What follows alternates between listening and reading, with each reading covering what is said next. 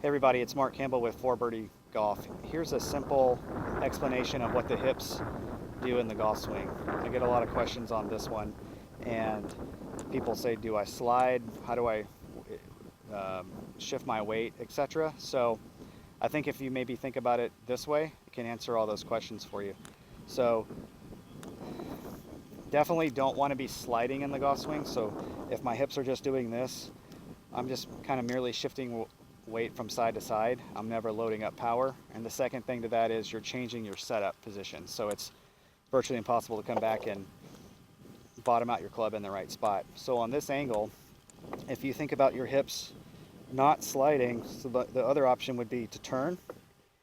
And the way to do that is from the ground up. So if I brace with my right foot and I think about keeping the weight on the inside of my right foot and up through my leg, as my hip goes back, all of a sudden it winds up your whole golf swing. So my hip goes back and you can see my shoulders turn, everything's turned and loaded, and all of my weight is right here. And the cool thing about that is once I turn, the opposite is true coming into the ball. So now my weight automatically, I guess you could call it, shifts as it's turning. I don't have to think about it because it's a reaction. So now my weight's on the inside of my left foot, not the outside. So I have changed weight position and turned just like I did taking the club away. And now you've got your body doing the right things, and this will help you with sequence as well, as far as loading. So is it a shift? No. Is it just a turn? No. I would say it's a combination of both, if that makes sense. So I'm going to do an angle over here, and hopefully you can get a really good understanding of what we're talking about.